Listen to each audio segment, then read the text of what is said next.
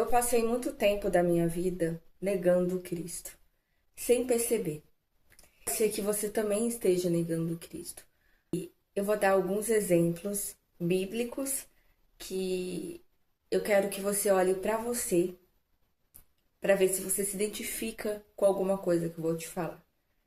Esteja aqui com o coração aberto, ok? Fique aqui até o final desse vídeo, ok? Bora lá. Bom, a gente vai falar um pouquinho antes do desfecho da cruz. Todo mundo sabe, todo mundo não, mas Pedro negou Jesus 3 vezes e Judas negou também Jesus, entregando ele para a crucificação, praticamente, né? Isso é algo que muitas pessoas sabem, entendeu? Mas tem outras pessoas que também negaram Cristo que não são muito citadas. E eu quero estar falando isso para vocês, ok? Outra pessoa que negou Cristo foi Herodes. Herodes era o rei daquela época, que ele tinha o poder sim de condenar as pessoas, vá para crucificação ou não. Como ele era tipo, ele é como um juiz da época. Na crucificação, ele não queria apedrejar Jesus, porque ele não via não vejo nenhum pecado nesse homem, não vejo motivo. Crucifica. Crucifica. Crucifica esse homem. E a opressão da multidão, Jesus foi crucificado. Só que isso já ia acontecer, sendo na mão de Herodes ou não, só deixando bem claro, porque era necessário isso acontecer para nós sermos salvos e ganhar a vida eterna. Mas o que o Herodes nos mostra? Se coloque. Herodes nos mostra que a omissão de não nos posicionarmos contra algo que acreditamos é uma forma de negar Cristo. E ele nos mostra que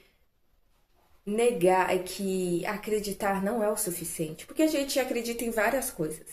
Se eu falar aqui que essa blusa é rosa, você vai acreditar que essa blusa é rosa?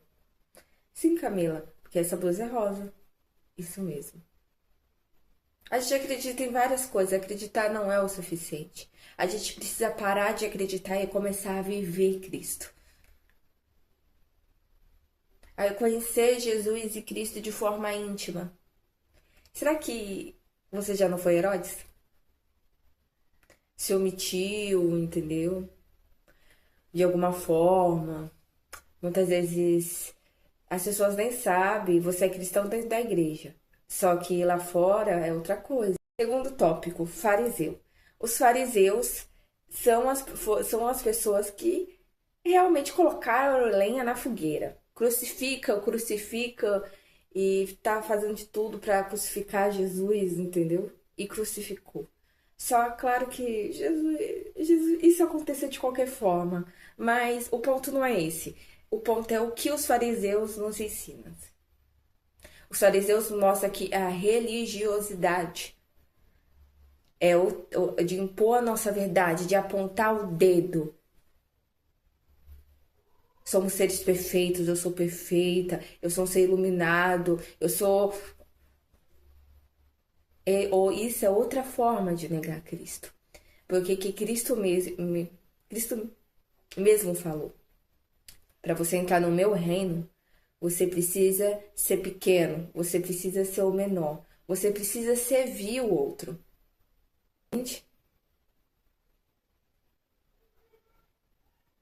Você se precisa colocar de forma humilde, você precisa ficar quebrantado. E o autoconhecimento me ensinou, gente, o meu ego ainda bate forte, entendeu? Então eu consigo até me sinto um pouquinho fariseu. Porque o ego é um grande inimigo nosso. Ele nos faz nos achar superior ao outro. E isso não é Jesus. Jesus era uma pessoa humilde, uma pessoa que escutava, uma pessoa que não só falava, uma pessoa que escutava. Só que muitas vezes a gente faz e você faz.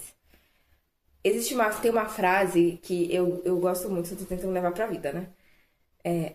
Você tá escutando o outro ou você só tá esperando a sua vez de falar?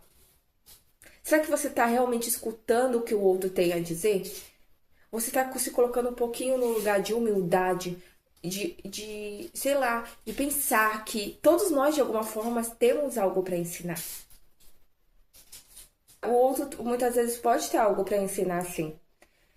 No emprego, né, que eu tô, auxiliar de limpeza, por exemplo, me ensinou. Lá tem umas plantinhas lá no trabalho e ela me ensinou um pouco sobre planta. Ela é uma pessoa que ela aprecia um pouco a beleza das pequenas coisas. Ela falou: "Ó, Camila, tá nascendo, tá a plantinha aqui tá brotando".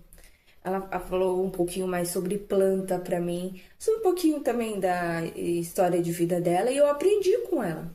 Você acredita? Você tem que colocar alguém como se o outro sempre tivesse algo pra ensinar. E escutar o outro, mesmo que a gente não concorde. E se nos posicionarmos de forma inteligente, de forma mais sábia, entende?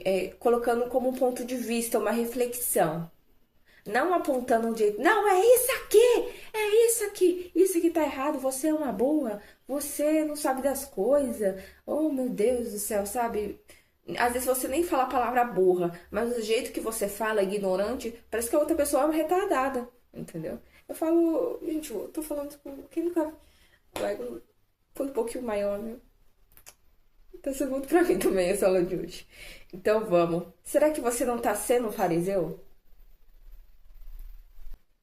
Faço outro refletir. Nossa, isso aqui é legal, porque é isso que Jesus fazia. Ele usava parábolas, ele ouvia, escutava o que a pessoa tinha a dizer, pegava uma parábola de que tinha a ver com a vida daquela pessoa, entrava um pouquinho no mundo daquela pessoa, pegava a parábola. E através dessa parábola trazia um ponto de reflexão e questionava qual desses dois está certo e está errado. E a pessoa mesmo tirava a própria conclusão. Então, a gente tem que aprender a trazer um ponto mais reflexivo, sabe? Que vai fazer a outra pensar. Não apedrejando, não um ponto ignorante, entendeu? Que eu sou o dono da verdade, entendeu? Porque muitas vezes a gente é um fariseu. A multidão. A multidão é aquela pessoa que é levada pelas circunstâncias. Então, a multidão, ela ela falou Hosana quando Jesus entrou. Hosana. Durante tempo, a multidão seguia Jesus. Achava aquilo bom. Só que pelo dinheirinho que recebeu, ou alguma circunstância, foi crucifico. Foi um pouco responsável por a crucificação de Jesus. Claro, gente, Jesus tem que morrer por nós de qualquer forma, mas o que a multidão nos ensina? A multidão nos incita que, quando não entendemos a palavra, a multidão seguia Jesus. A multidão recebeu com muita alegria Jesus naquela cidade. Hosana, Hosana, nas maiores alturas. Só que também gritaram: crucifica, crucifica, crucifica. O que a multidão nos ensina? Precisamos criar vínculo e intimidade com Cristo. A multidão não tinha vivência nem intimidade com Cristo. A multidão até ouvia, achava aquilo bom, só que devido às circunstâncias, dinheiro que recebeu por falar crucifica ou qualquer outra coisa, negou Cristo. Negou Cristo. Será que eu e você não estamos sendo a multidão? A multidão se deixa levar pelas circunstâncias. Tá tudo bom, ela tá tudo bom. Ela até é grata por isso. As coisas estão bem, até fluindo pra ela, né? Mas tá tudo ruim aí. Onde está esse Deus? Entende? A multidão, ela se deixa levar pelo os outros falam, pelo que a mídia fala. Ela acha que tem opinião própria, só que não tem. Porque ela é levada pelo que a mídia fala, pelo que os filmes falam, pelo que a TV fala, pelo que as músicas falam.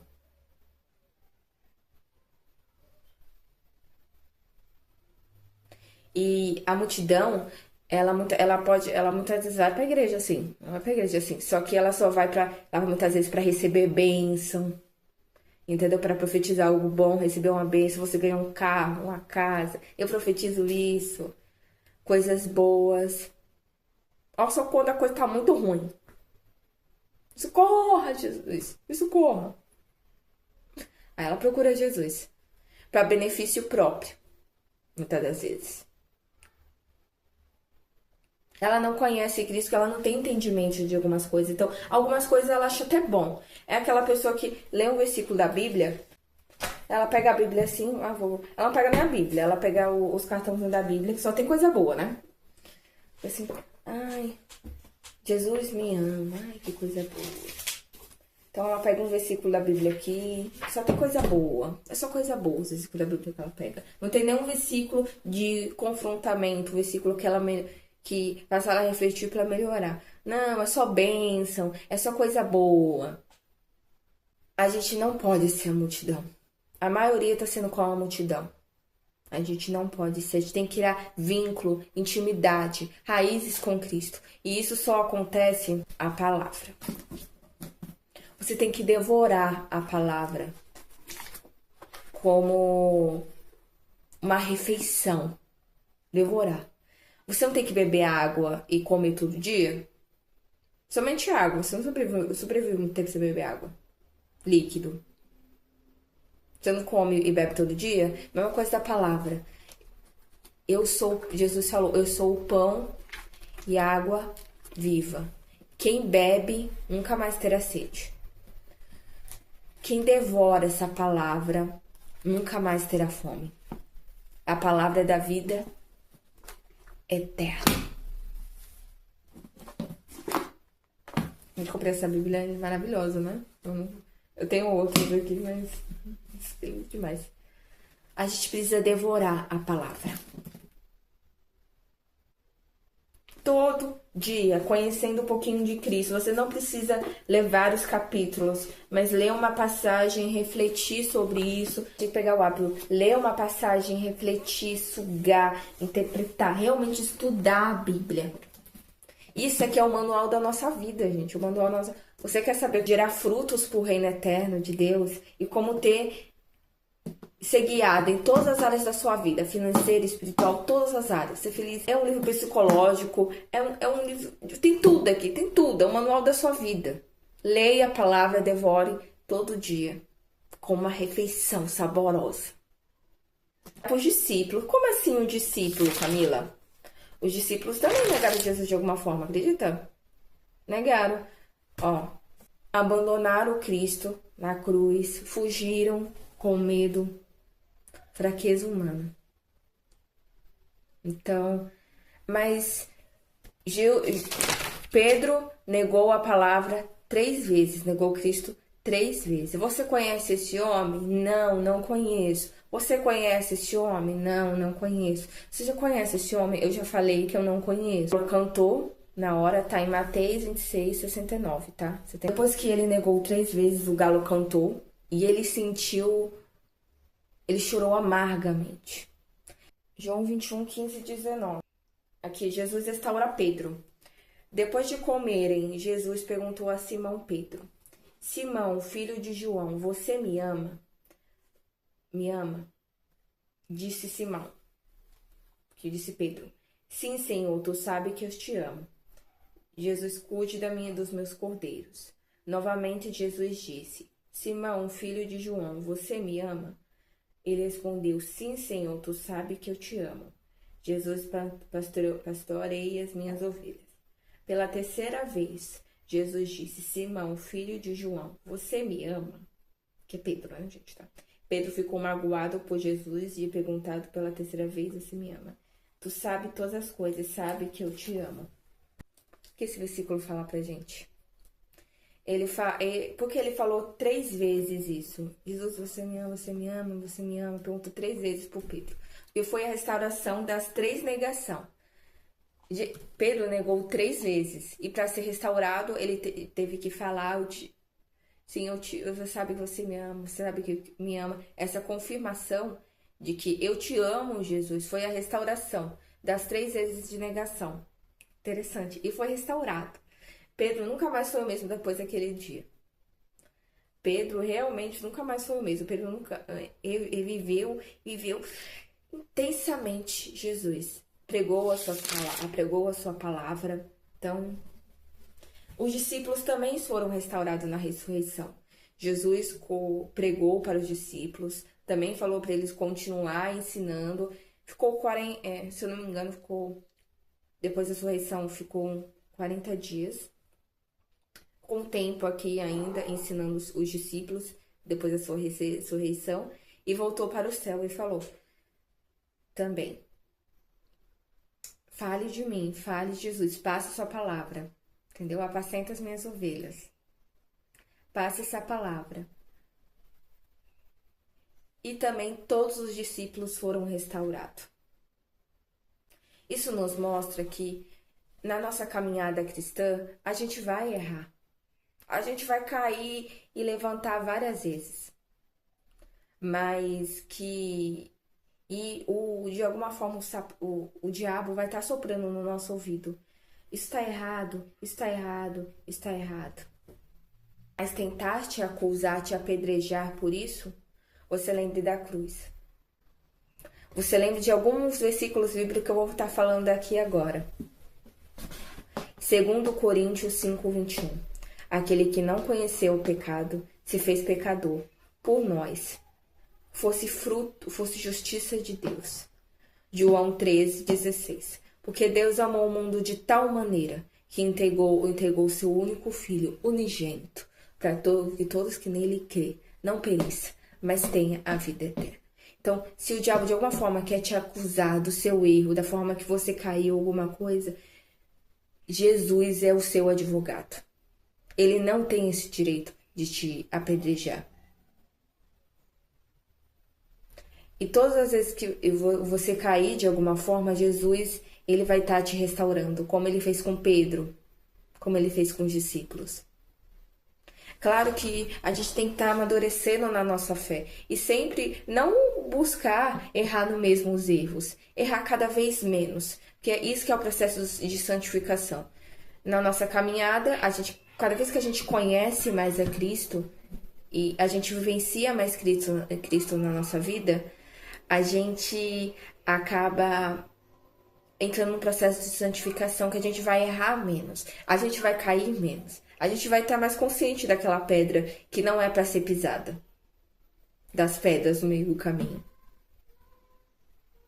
e vão se desviando. Então é isso, gente. Não peque, mas Jesus fala, não peque, mas se você pecar, que a gente peca, né? A gente é humano.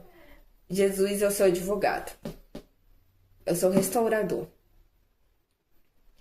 Ele não quer que você sofra, que você se apedreje pelo seu erro ou pelo seu passado. Que já foi, Deus nem lembra mais do seu passado. Você é uma nova criatura. Para as pessoas que estão aqui nesse vídeo e não aceitaram Jesus, eu tenho algo para te falar. Jesus, Deus te ama. Ele entregou o seu filho. Esse vazio que você tenta preencher em todo lugar, em vários lugares, com bebida, com festas, enfim, não vai ser preenchido. Esse vazio só é preenchido por Jesus, pela palavra, por Deus. E Ele quer te conhecer, Ele quer que você se torne filho e amigo dele de forma mais íntima.